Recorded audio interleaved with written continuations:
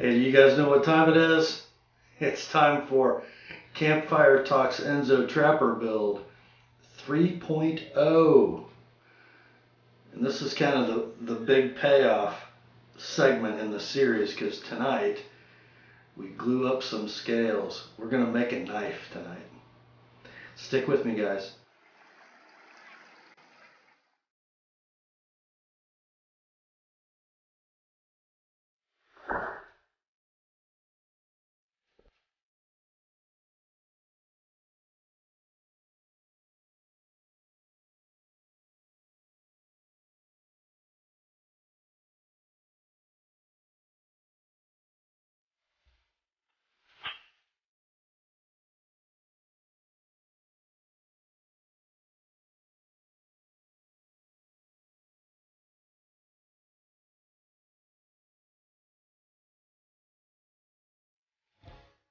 Hi gang, Rob here. It is the evening of 5 June 2014, and yes, it is time for segment 3.0 of Campfiretalk's Enzo Trapper build.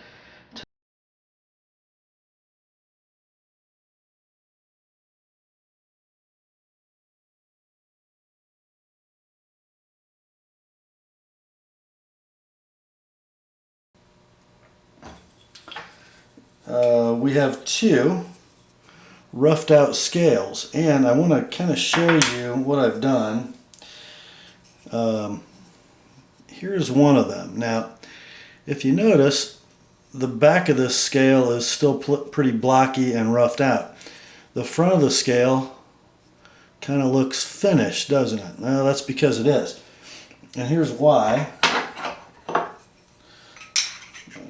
Dry fit this to the knife one more time.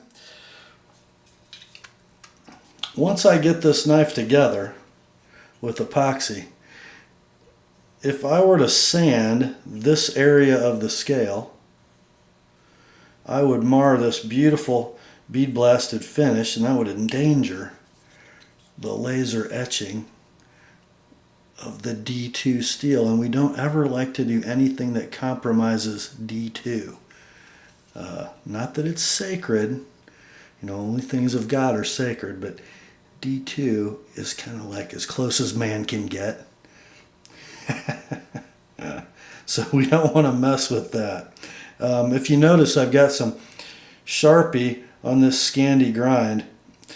The reason that is there is I was experimenting with the Edge Pro. If you remember, I've got a little bit of a wonky bevel situation going on that I have to even up.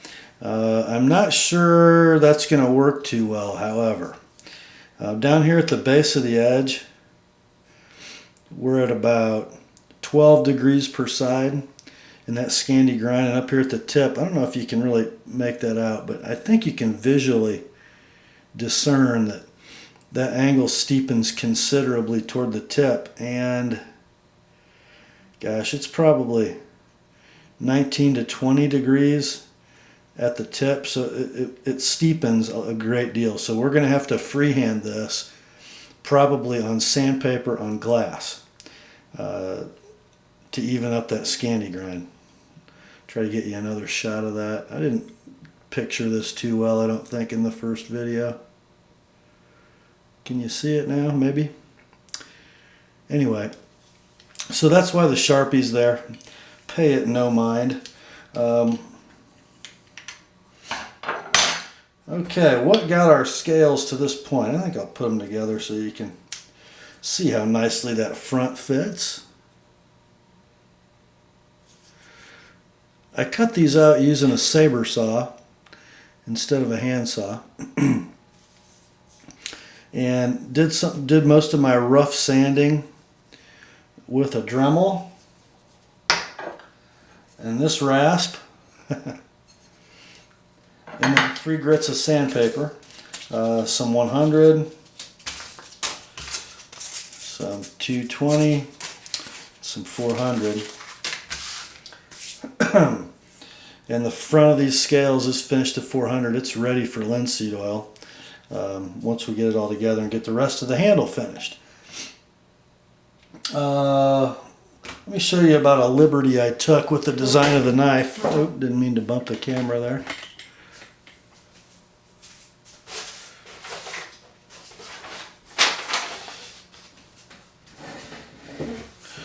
This should illustrate it pretty well. I just felt like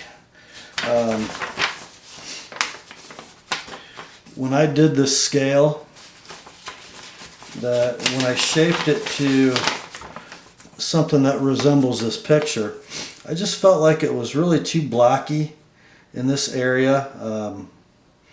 There wasn't a natural fall for the thumb and the hammer grip, so I took it. Let me put the blade in here so you can see better. I took it down a little slimmer.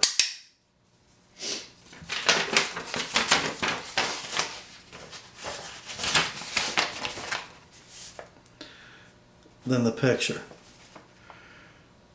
And what that gives you in the hammer grip, I better do that this way, is a nice fall for the thumb around this area instead of having to come up and around that kind of sharp corner. It just lets it fall kind of gracefully. And I really kind of prefer it. And there's enough ricasso left that your thumb can lie there without being in danger of contacting the cutting edge. And then another liberty I took, and I think the camera will pick this up. There it is. There is a thumb divot. So if you're in that side grip, your thumb really has a nice place to lie in the end of that handle. It's not getting hit. I think that's going to really be nice in hand when it's done. If it's not, well, we'll learn something, won't we? But put this picture away, and we're going to glue us up a handle.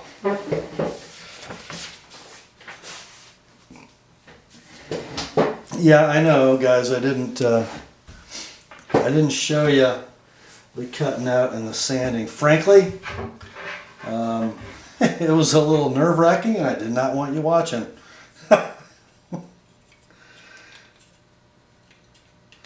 But I thought I'd bring you along for the payoff here.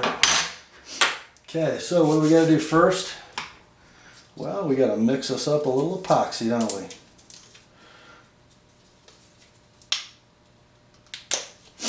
Hey, that worked okay.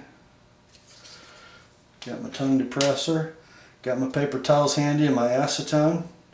What we don't want to do is we don't want to leave a bunch of epoxy. Uh-oh.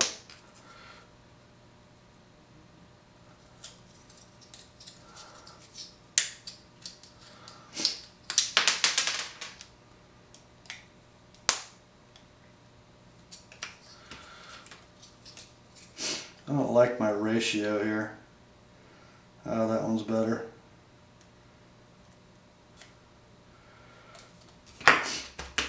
One side was coming out a little different than the other, so we backed up the truck. Look what I found in the plunger was the cap that I couldn't find the first time.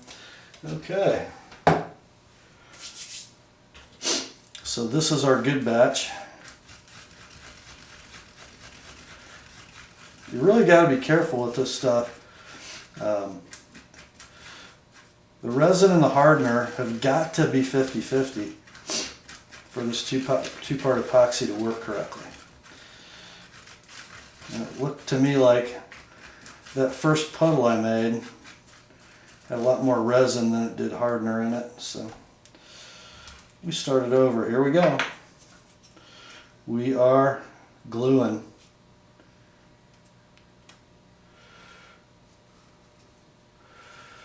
We are a gluing. At the end of this video, we'll have a knife. It won't be a pretty knife yet, but it'll be a knife.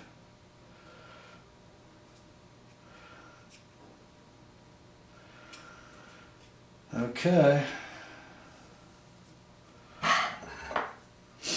Here we go.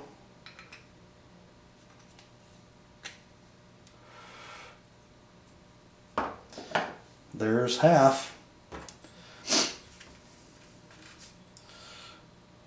It's times like these that I'm glad I chose the super strong slow drying epoxy instead of the quick drying stuff, because I don't want to have to rush.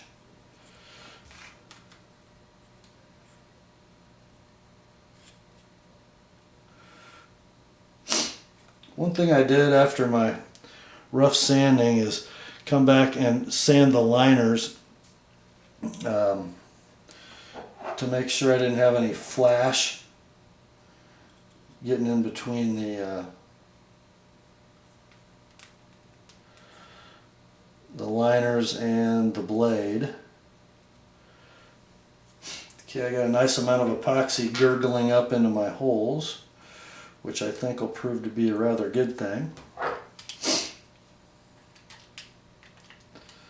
Oh, I just hope these thread now that I have glue all over the place.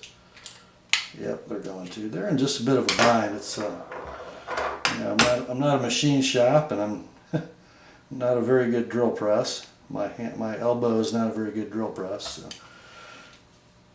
I wasn't exactly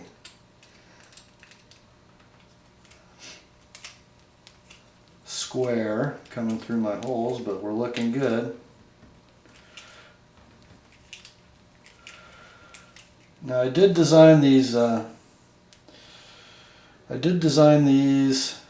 screws, my screw holes, to provide clamping force, but the C-clamps are standing by just in case.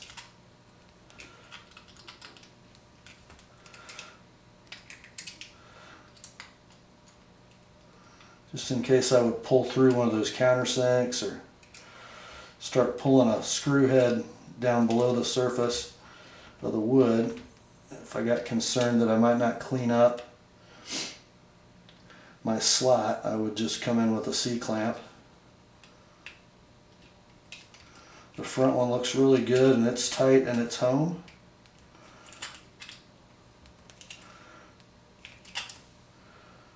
And the back one's looking good too. It's tight. Front one's tight. Okay. Now I'm going to give this a good wipe with acetone. I'm going to get that excess glue, as much of it as I can, off the knife.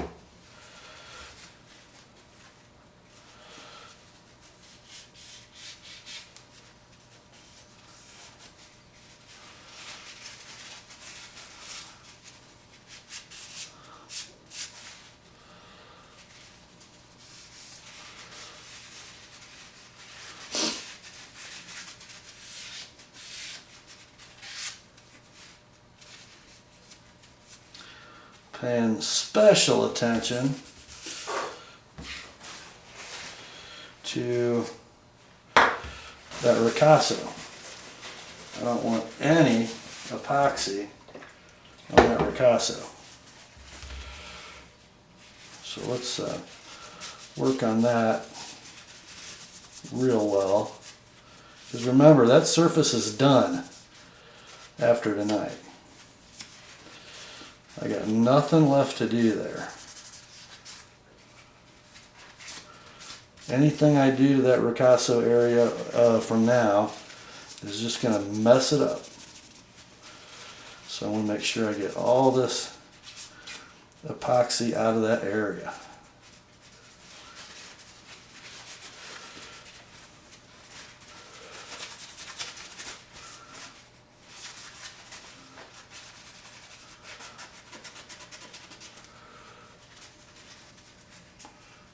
Hey, got good news so far. I told you guys I watched a few of these videos of guys putting together Enzo Trapper kits, and this might be the least messy one I've seen. I don't know if the knife's going to be any good,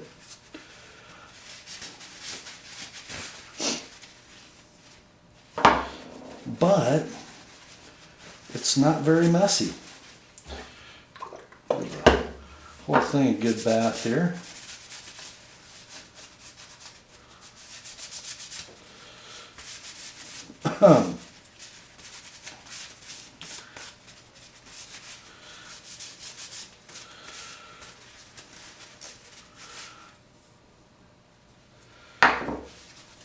Find a nice clean spot on my paper towel, and I'm going to go over that ricasso one more time. No epoxy allowed.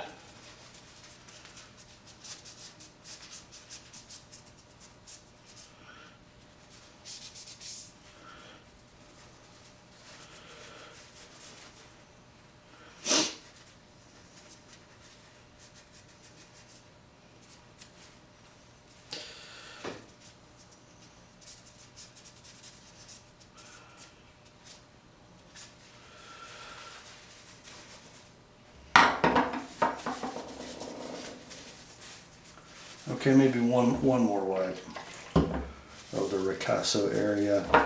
Guys, you don't understand the pressure I'm under here. This knife is going to Campfiretalk. You guys know that. What you might not know is he is perhaps, with the possible, and I mean just possible exception, of One All's Pub. He's the most anal guy in the knife community. Get rid of that black Sharpie too while I'm at it.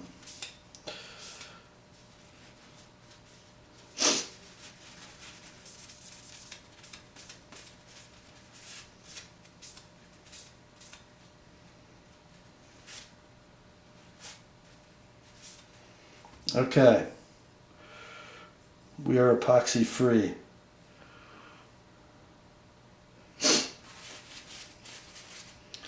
And I think we are void free. I think we're nice and tight everywhere. Let me hold this up to the light a minute.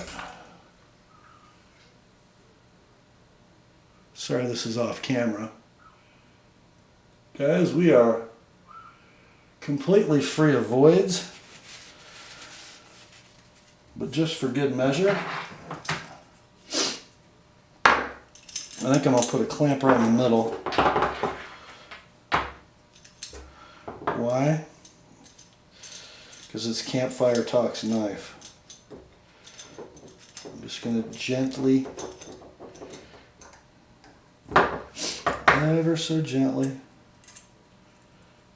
clamp.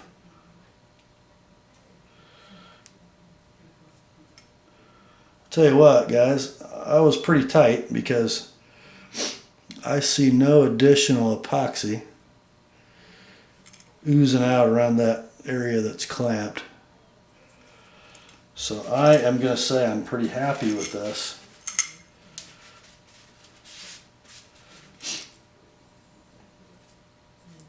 See if I can put this in an orientation that doesn't cause any trouble. Hey, there you go. Campfiretalk's Enzo Trapper build 3.0 complete with no major disasters. I'm pretty happy about that. I think next time you guys see this knife, it'll probably be done. It'll at least be finished sanded. And I don't know if I'm going to show it to you with an edge on it first. I don't know. We'll just kind of see how it goes. I get a little weird doing these kind of work in progress videos because I don't like people to see my mistakes. And I made a couple, but I'm keeping them a secret. Oh, there will be things wrong with this knife that only I see, I hope. Hey, that's all for tonight, guys. Grace to you and peace from God our Father and the Lord Jesus Christ. And remember, the word is sharp.